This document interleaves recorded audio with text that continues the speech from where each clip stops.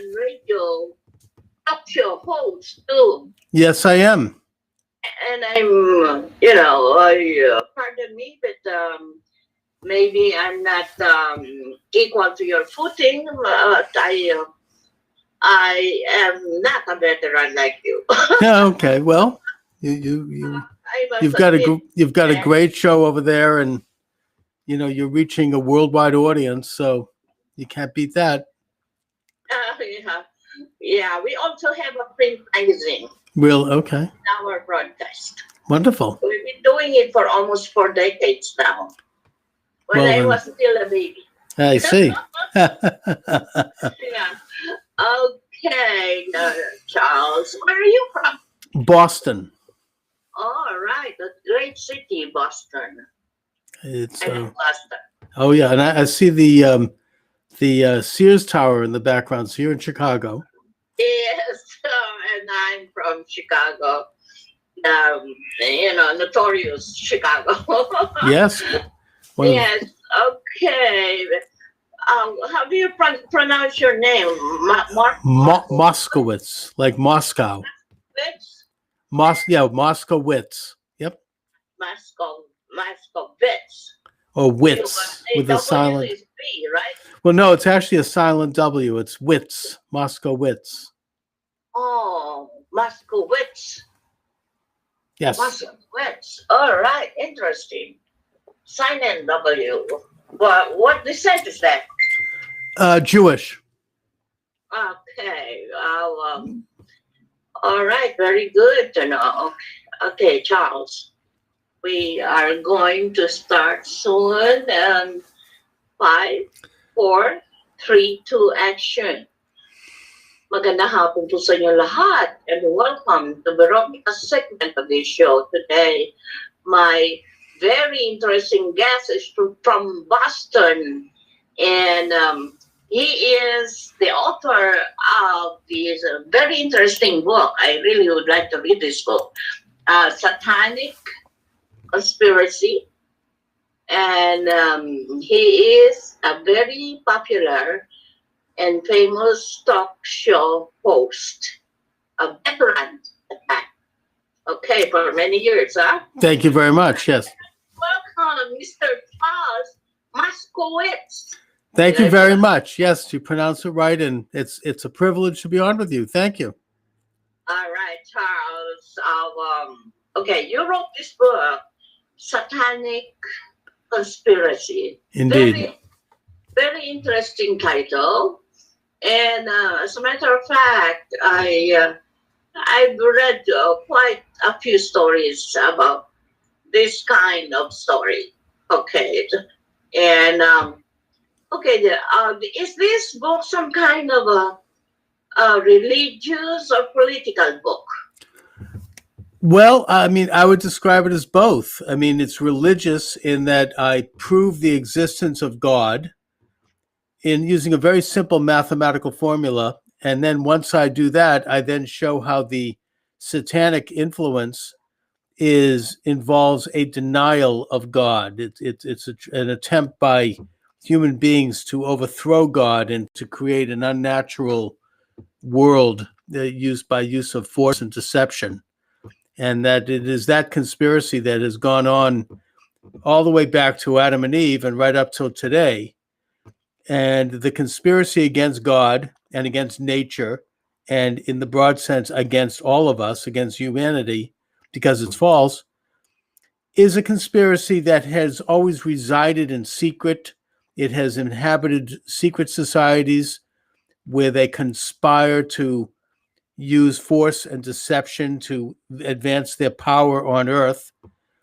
And that in our day and age now, this is particularly dangerous because it has become, pretty much in the last few centuries, an attempt to control the entire world.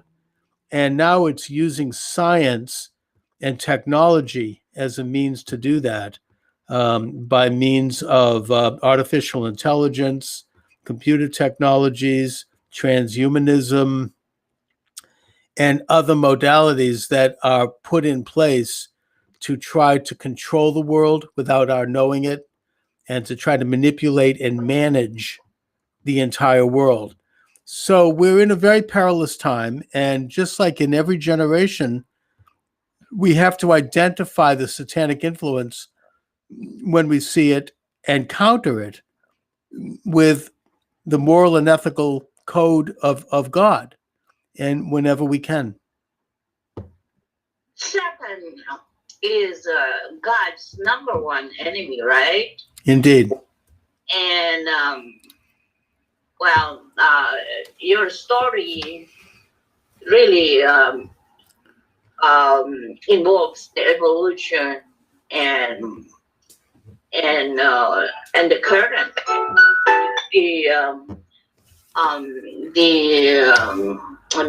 what is going on right now politically, and of course, including religion. Correct. Right? Yes.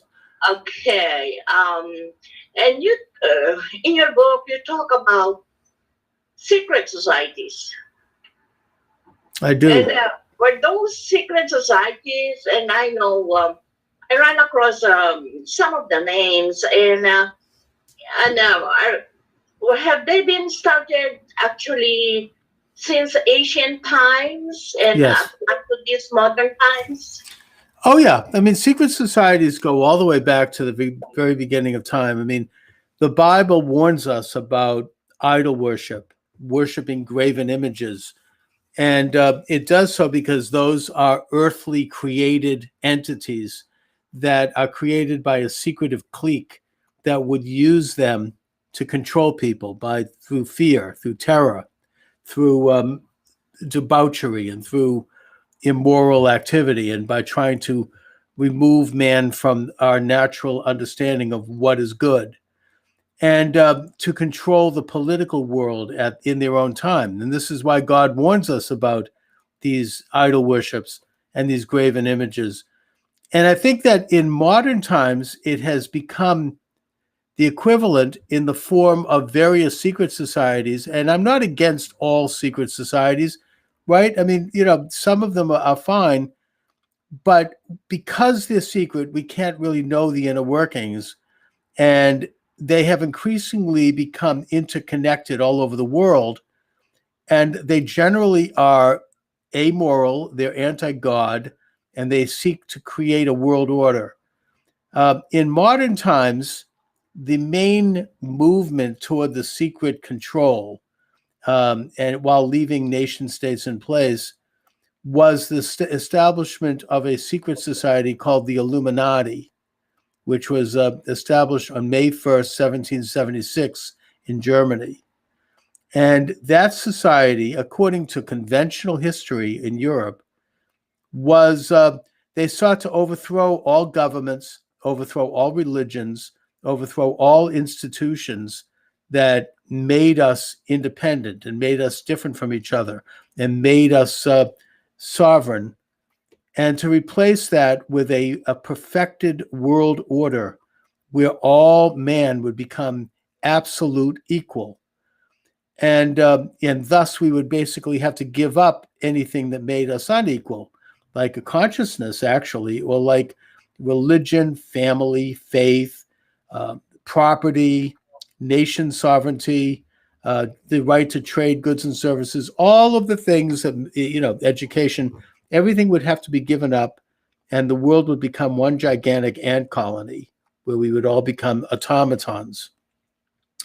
And it was this idea that was embraced by the Illuminati that would give birth to the French Revolution, or the reign of terror that overthrew the French Revolution and was the world's first communist revolution. It would also give birth to Nazism, and it would give birth to all of these other utopian secular faiths that sought to control the world and overthrow God. And, it's very stealth-like. You don't see it. It's very quiet, but and in many cases, people involved in it don't even understand it because they've embodied it or they've embraced it. But it is satanic because it runs against human nature and it runs against reality. And God is real. God created the universe. God gave us the laws and the moral and ethical precepts to shape our lives and to shape the lives of our societies and nations, and that it is this ongoing conspiracy that is sought to overthrow those things through the use of lies and the use of force. And so we're dealing with this interconnected body of secret societies that at this point covers all the nations of the world.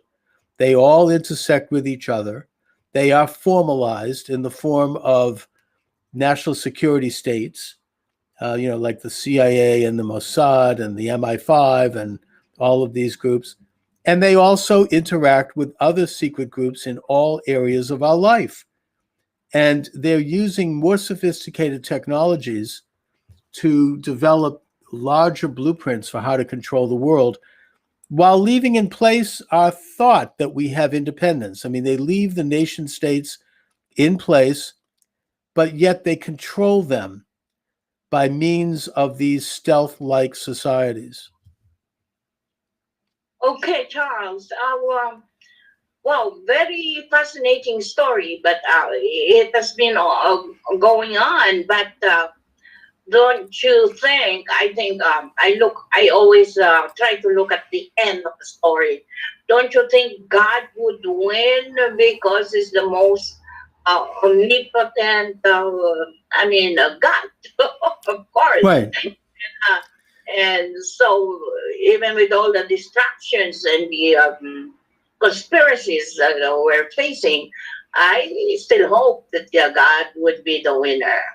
And and I want to know what is the purpose in writing the book?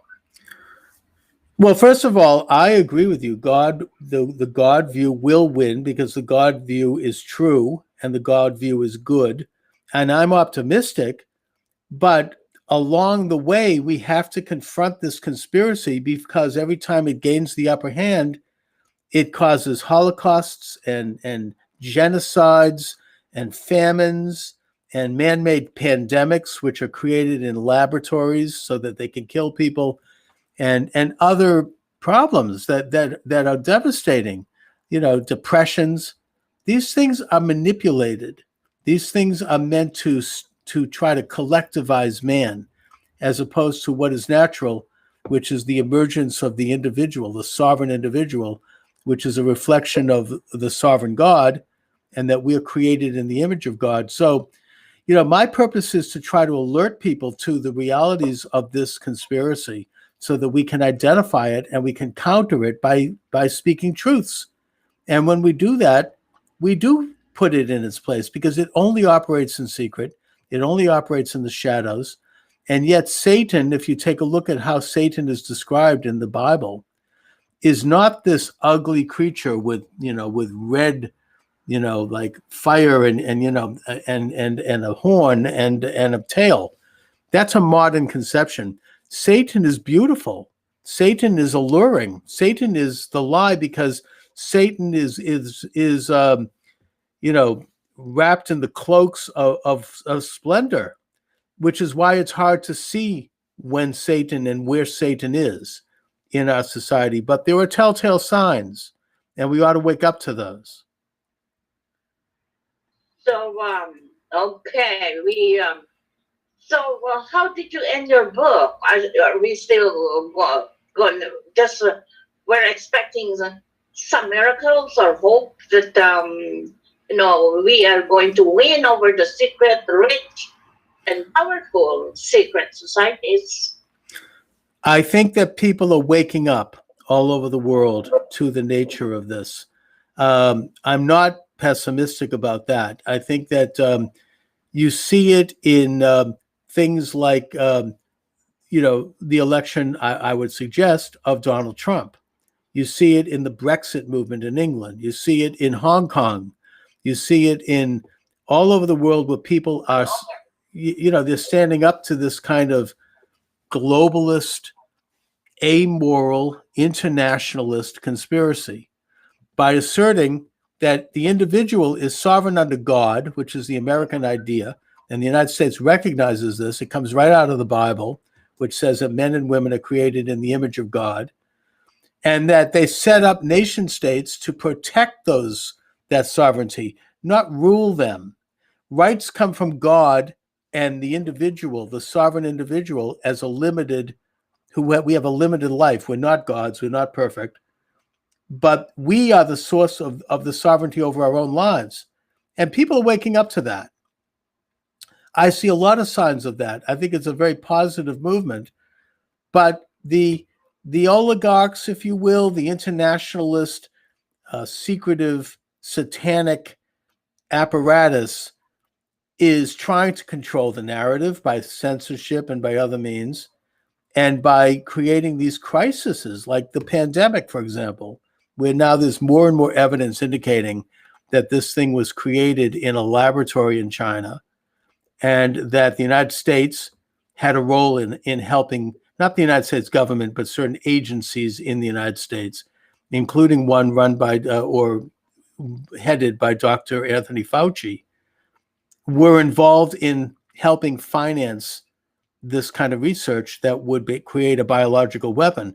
Now, whether or not the biological weapon was released by accident or on purpose, that's almost beside the point. The fact is that they were creating this thing in a laboratory, and it was immoral to do that. It was wrong. I mean, science is science, but that doesn't mean you can act like the Nazi doctors using human experiments or creating clones or doing other things. We have to have, science and knowledge has to be balanced by ethics and morality and what is right.